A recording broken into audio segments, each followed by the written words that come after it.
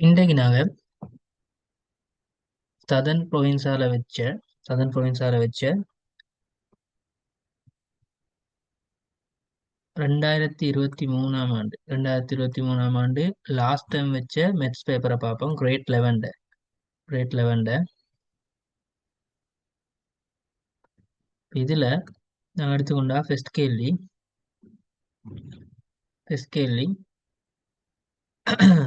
அவன் லேசான கேள்வி. ஆஹ், சதவீத கேள்வி. ஆண்டு பெறுமானம் 900 ரூபாய் உள்ள ஒரு கடை ஒன்றிற்கு ஆண்டு இறைவரியாக 12% செலுத்த வேண்டும் எனின் வரியை காண்க. அவன் வரியை மட்டும்தான் கேட்டிருக்கி. அப்ப 100க்கு 12 வீதம்ண்டா 90,000க்கு எவ்வளோன்றதுக்காண்டா போதும். அதாவது ஆண்டு பெறுமானம் 90,000 ரூபாய் உள்ள ஒரு கடை ஒன்றிற்கு ஆண்டு இறைவரியாக 12% செலுத்த வேண்டும் எனின் வரியை காண்க. அவன்டா 90,000 ஆண்டு பெருமானத்துக்கான சதவீதம் 12% வரியை செலுத்தணும். அப்ப அதுக்கு 100க்கு 12 90,000க்கு எவ்வளோன்னு கண்டா சரி. இந்த பூச்சியம் வெட்டிப்படும். ஆகவே இங்க 108 வரும். Extra 2 zero. ரூபாய் 10,800 வரும். இது முதலாம் கேள்வி. ஓகே. ரெண்டாம் கேள்வி இதுல ரெண்டாம் கேள்வி என்னண்டா, எப்படி இருக்கின்றா எக்ஸ் ஈக்குவல் 10 0.4969 ஈக்கி. இது சுட்டி வடிவில் ஈக்கி. சுட்டி வடிவில் ஈக்கி. சுட்டி வடிவில் ஈக்கி. இதை நாங்க மடக்கை வடிவத்துல கொடுக்கணும். லொக் ஃபார்மட்ல கொடுக்கணும். எப்படி எல்ஜின்னு கொடுக்கலும் 10 எல்ஜியா மாத்தலும் லொக் எல்ஜியா மாத்தலும் எக்ஸ் எக்ஸ் ஈக்குவல் 0.4969 வரும். இதுக்கான ஆன்சர் இது. ரெண்டாவது கேள்விக்கான ஆன்சர் இது. மூணாவது கேள்வி எடுத்துக்கொண்டா கொஞ்சம் குயிக்கா செஞ்சு கொண்டு போறேன். 25 கேள்வியும் செய்யணும். மூணாவது கேள்வி சேர்ந்தா இன்றைக்கு டார்கெட் பண்ணுவோம் பார்ட் 1 ஏ பாட்டை ஏபிசிஐ கான்கண்ட் எடுத்துக்கொண்டா இது ஒரு முக்கோணி பக்கலே முக்கோணின் அகக்கோணங்களின் கூட்டுத்தொகை 180 பாகை. ஆகவே இந்த 3x சக 2x சக 90ன்றது 180. ஆகவே 5x சமன் இது அங்கால போனா 90 18 பாகைண்டு வரும். 18 பாகைண்டு வரும்.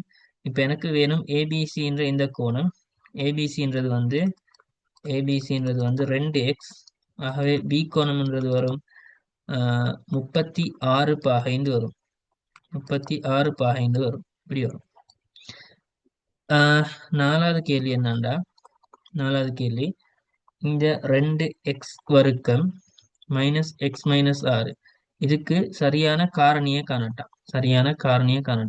இதுக்கு நாங்க என்ன செய்யணும், இவர் இதால பெருக்கி 12 வரும். இன்னொரு விஷயம் -12. இந்த விஷயத்தை விளங்கிக்கணும். இப்ப இதுக்கான காரணி 1 12 2 6 4 3. இன்னொரு விஷயத்தை விளங்கிக்கொள்ளும். இது எப்படியும் அடையாளம் வேற ஆயிக்கணும். இந்தியால சைடு ஈக்கிற அடையாளமும் இந்தியால சைடு ஈக்கிற அடையாளமும் வேற அடையாளம் வரணும். இங்கே மைனஸ் வந்திருக்கிறதுனால வேற அடையாளம் வரணும் கட்டாயம். பிளஸ் மைனஸ் வேற அடையாளம் வரணும். இன்னொரு விஷயம், பெரிய அடையாளம் மைனஸ் ஆயிக்கணும். அப்ப இவருக்கு நாங்க மைனஸை கொடுத்து இவருக்கு பிளஸ் பண்ணா 11 தான் வரும். இங்கே 1 வரணும். எனக்கு வித்தியாசம் 1 வரணும். அப்ப இவருக்கு பிளஸ்ஸை கொடுத்து இவருக்கு மைனஸை கொடுத்தா அழகா 1 வரும். அப்ப இவர் தான் இவருடைய காரணி. இப்ப இதை எடுத்துக்கொண்டா 2x வர்க்கம் மைனஸ் 4x சக 3x மைனஸ் 6. இதுல 2x பொதுவா எடுத்தா எக்ஸ் மைனஸ் 2, இங்கே பிளஸ் 3 பொதுவா எடுத்தா எக்ஸ் மைனஸ் 2. ஆகவே எக்ஸ் மைனஸ் 2 எக்ஸ் சக 3 இப்படி வரும். இது எங்களுக்கு இனத்தில் தேடிடும். இந்த ஐக்கு 2x சக 3 எக்ஸ் மைனஸ் 2 இதுதான் அவர். அடுத்த கேள்விக்கு போவோம்.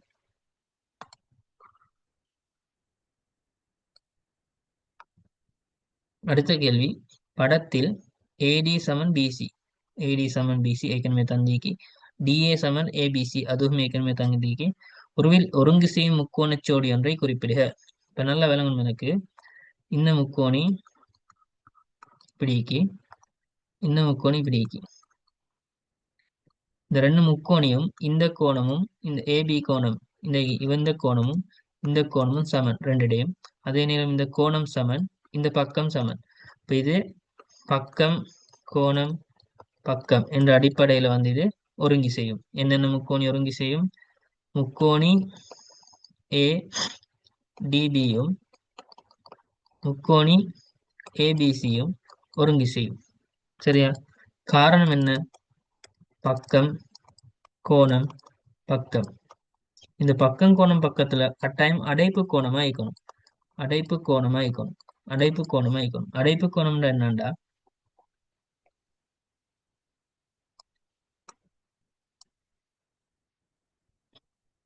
அடைப்பு கோணம்னா என்னன்னு பார்ப்போம்.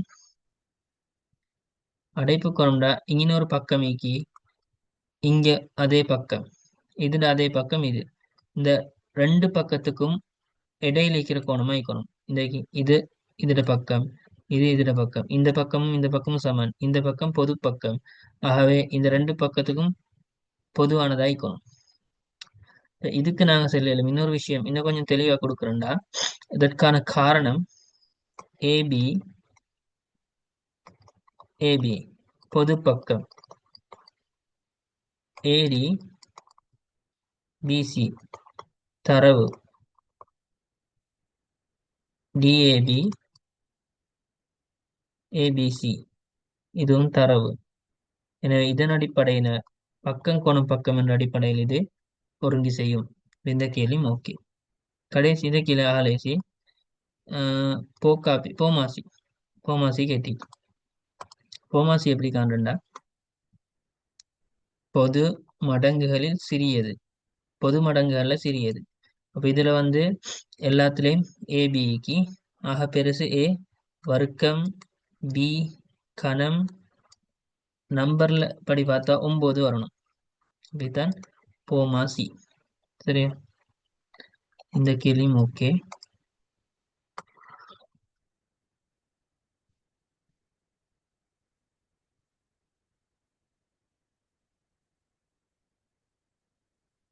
அடுத்த கேள்வி எடுத்தா,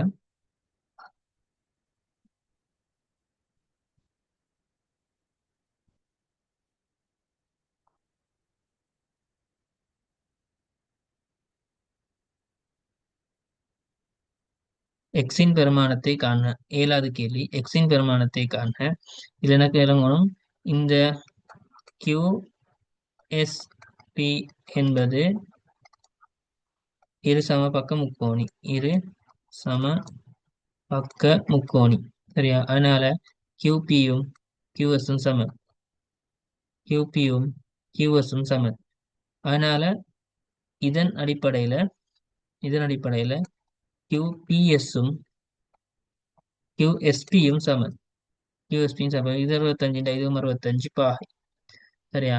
இன்னொரு விஷயத்தை வழங்கிக்கொள்ளணும். இதுல இந்த SRP சக SPR இது ரெண்டையும் கூட்டினா 65 பாகைக்கணும். ஏண்டா முக்கோணியின் புறக்கோணம் அதன் அகத் எதிர்கோணங்களின் கூட்டுத்தொகைக்கு சமன்.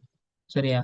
இதன் அடிப்படையில RPன்றது வந்து 25, இதுதான் எக்ஸ், இது 65. அப்ப எக்ஸ்ன்றது வந்து 40 பாகைண்டு வரும்.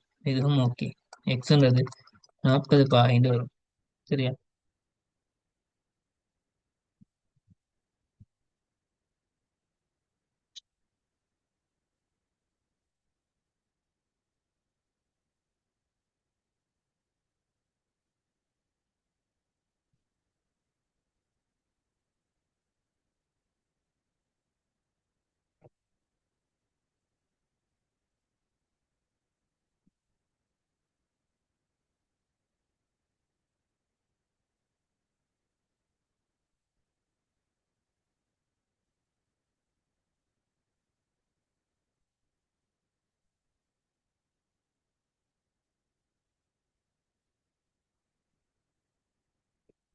அடுத்த கேள்வியை பார்ப்போம்.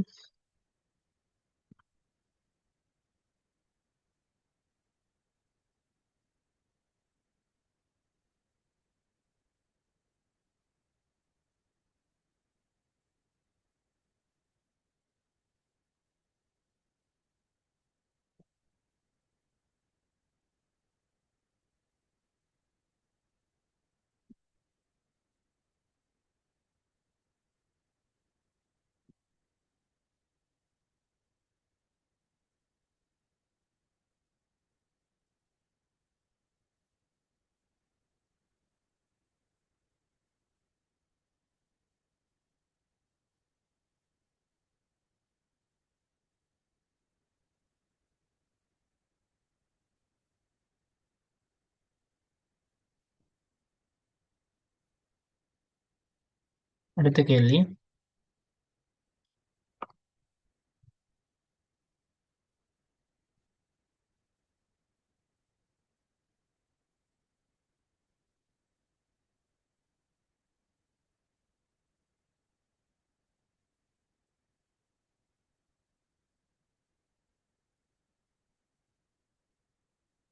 அடுத்த கேள்வி எங்களுக்கு தெரியும்.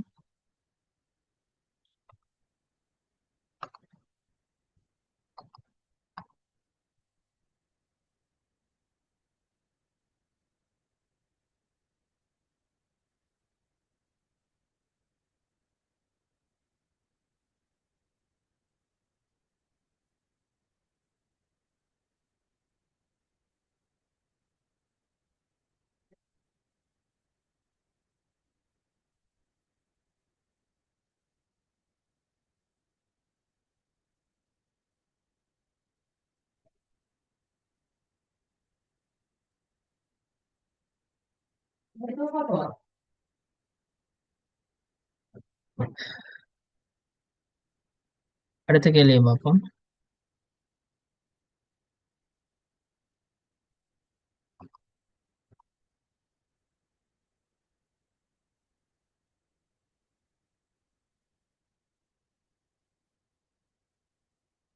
உதாரணத்துக்கு இந்த கேள்வி, ஆறாவது கேள்வி எடுத்துக்கொண்டா, ஆறாவது கேள்வி எடுத்துக்கொண்டா இது லேசா செஞ்சு முடிக்கணும் இந்த கேள்வியை. ஆறாவது கேள்வி லேசா செஞ்சு முடிக்கலும். எப்படின்னா, உருவில் உள்ள வில் ஏபி நீளம் 22 சென்டிமீட்டர். உருவில் உள்ள வில் ஏபி நீளம் 22 சென்டிமீட்டர்.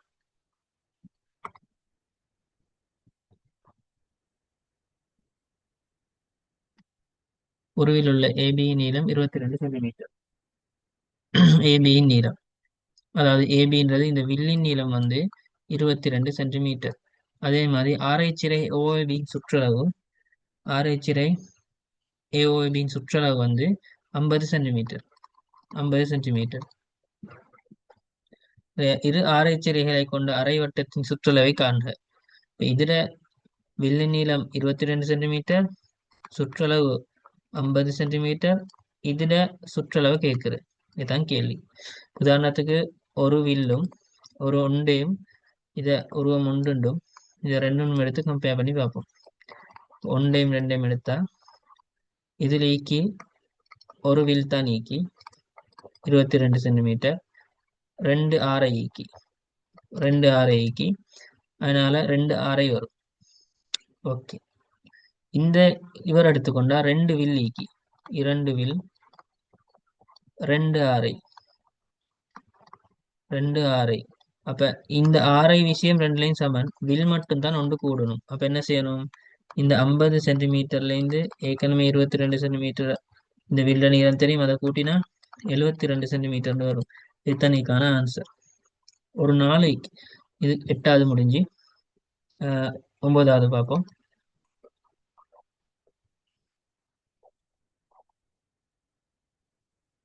9வது பார்த்தா, ஒரு நாளொன்றுக்கு 8 மணித்தியாலம் வீதம் வேலை செய்யும் 4 மனிதர்கள் ஒரு வேலையை 3 நாட்கள் செய்து முடிப்பர்.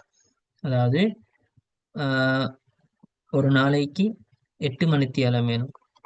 ஒரு நாளைக்கு 8 மணித்தியாலம் வீதம் ஆஹ், 4 மனிதர்கள் 4 மனிதர்கள் 3 நாளைக்கு வேலை செய்யலாம். அப்போ வேலையின் அளவு வந்து வேலையின் அளவு 12 மனித நாட்கள். இதுல என்ன சொல்ல வரேன்டா, ஒரு மனிதன் ஒரு மனிதன் இந்த வேலையை செஞ்சா அவனுக்கு 12 நாட்கள் தேவை. அதுதான் மனித நாட்கள்ன்ற அர்த்தம். அப்ப இங்க என்ன கேட்கிறான்டா, இவ்வேலையை எத்தனை மனித மணித்தியாலங்களை கொண்டது. இப்ப ஒரு மனுஷன் செஞ்சா 12 நாட்கள் தேவை. ஒரு நாள் 8 மணித்தியாலம் வேலை செஞ்சா 48 மனித மணித்தியாலங்கள் தேவை. மணித்தியாலங்கள் தேவை. இப்ப 48 மனித மணித்தியாலம் அப்படி வரும். அடுத்தது ஆகும் லேசான கேள்வி. கொஸ்டின் நம்பர் 10 வந்து உருவில் உள்ள நேர்கோடின் படித்திறனை காண்க. படித்திறனுக்கு y ஆல்கூறின் வித்தியாசத்தின் கீழ் x ஆல்கூறின் வித்தியாசம். இப்ப இந்த இடத்துல ஆல்கூறு நாங்க சரியாக சொல்லணும். 2 கமா 3 எக்ஸ் தான் எப்பயும் ஃபர்ஸ்ட்டுக்கு வரணும். பீட ஏட வந்து ஆள்கூறு வந்து 1, 0. இது 3, 0 உண்டும். இந்த இடம் 3, 0. y ஆள்கூறுகளின் வித்தியாசம் இந்த இடத்துல 3, இந்த இடத்துல 0, இந்த நேர்கோட்டை 3, 0 உண்டும். எக்ஸ் ஆள்கூறுகளின் வித்தியாசம் 2, 1 உண்டும் வரும். அப்போ 3 கீழே உண்டு 3, படுத்திறன் சமன் 3 இப்படி வரும்.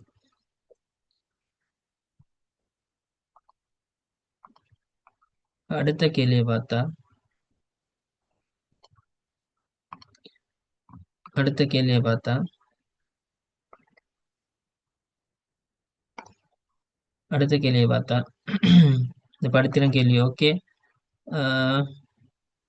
நாங்க கொஸ்டின் நம்பர் சாரி 11 பார்க்கணும். 11 பார்த்தா ஏன்றது தந்திக்கு தொடைகள் கேள்வி. ஏன்றது 1, 2, 3, 4, 5, 6. ஏ இடைவெட்டு பின்றது வந்து 1, 3, 6. ஏ ஒன்றிப்பு பின்றது வந்து 1, 2, 3, 4, 5, 6, 7, 8 இப்படி வரும். சரியா? அப்ப இதுல பீன்ற தொடைய நாங்க கண்டுபிடிக்கணும். பீன்ற தொடைய நாங்க கண்டுபிடிக்கணும். பீன்ற தொடைய கண்டுபிடிக்கணும். இதுல எனக்கு ஒரு விஷயம் தெரியும். ஏ ஏ ஒன்றிப்பு பி ஏ ஒன்றிப்பு பில வந்து ஏ மூலக்கூறு மீக்கும், பி மூலக்கூறு மீக்கும், ஏபிக்கு பொதுவான 2 மூலக்கூறு மீக்கும். ஏபிக்கு பொதுவான 2 மூலக்கூறு 1, 3, 6. அது எப்படியும் பில வரும். ரெண்டுக்கும் சம்பந்தமானது 1, 3, 6. இதுல ஏக்கு மட்டும் சொந்தமான மூலக்கூறு இருக்கும். ஏக்கு மட்டும் சொந்தமான மூலக்கூறு இந்த இங்க நிக்கிற 3, 1, 6 எடுத்துக்கொண்டா மிச்சமாய்க்கிற இந்த ஏல இருக்கிற மூலக்கூறு எல்லாம் ஏக்கு மட்டும் சொந்தமான மூலக்கூறு. அப்ப இந்த ஏ ஒன்றிப்பு பில ஏக்கு மட்டும் சொந்தமான மூலக்கூறு 2, 4, 5. அப்ப மிச்சமிக்கிற ஏழு மட்டும் கட்டாயம் பிக்கு சொந்தமானது. பிக்கு மட்டும் சொந்தமானது. இப்படி வச்சுக்கொண்டு படத்தை போடாமலே இதை குயிக்கா செஞ்சு கொண்டு போயிடும். அடுத்தது உருவில் இது ஒரு அமைப்பு கேள்வி. கியூவிலிருந்து பியிற்கான ஏற்ற கோணம் 35. கியூவிலிருந்து பியிற்கான ஏற்ற கோணம் 35.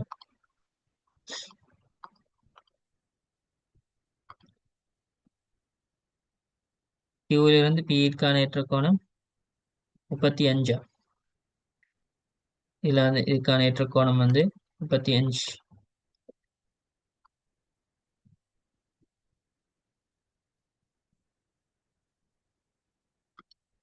அதே நேரம்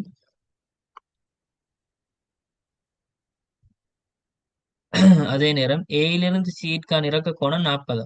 ஏயிலிருந்து சியிற்கான இறக்க கோணம் 40. இதுல என்ன செல்ல வாரண்டா இந்த ஏற்ற கோணம் வந்து 35. இந்த இறக்க கோணம் வந்து ஏற்ற கோணம், இந்த இறக்க கோணம் வந்து 40. இதை குறிச்சு காட்டட்டாம். அவ்வளவுதான் இந்த கேள்வி. அடுத்தது படத்தில் வழங்கப்பட்ட தரவுகளுக்கு அமைய கோணம் இஎஃப்சியை காண்க. இஎஃப்சியை காண்க. எப்படி காணுன்னு பார்ப்போம். இது இணைகரம் சம்பந்தப்பட்ட ஒன்றுவிட்ட கோணம், ஒத்த கோணம், இதுகள் சம்பந்தப்பட்ட கேள்வி ஒன்று தான் இது. அப்ப இந்த எங்களுக்கு தெரியும் ஏபிசிடி ஒரு இணைகரம். காரணம் இங்க எழுதுவோம். ஏ ஏபியும் டிசியும் சமாந்தரம்,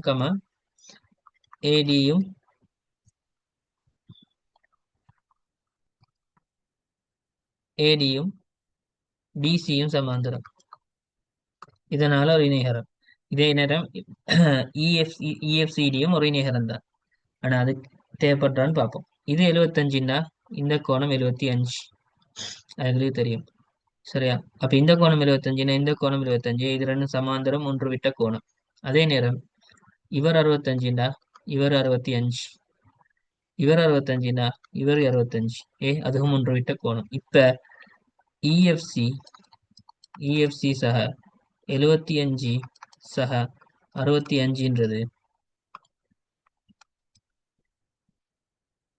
75 சக 65ன்றது 180 பாகை. ஏண்டா முக்கோணியின் அகக்கோணங்களின் கூட்டுத்தொகை 180 பாகை.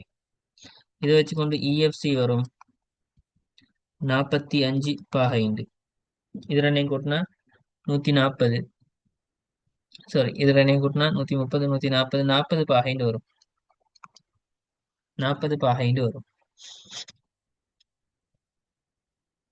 11 கணக்கு முடிஞ்சு. இதுல இன்னும் கேள்விகள் ஈக்கி பார்ப்போம். தொடர்ந்து செய்வோம்.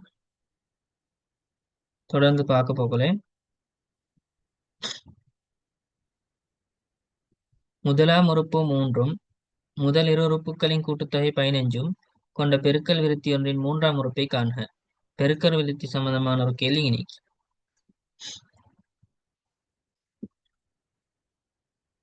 அப்படியே தொடர்ந்து செஞ்சு கொண்டு போவோம்.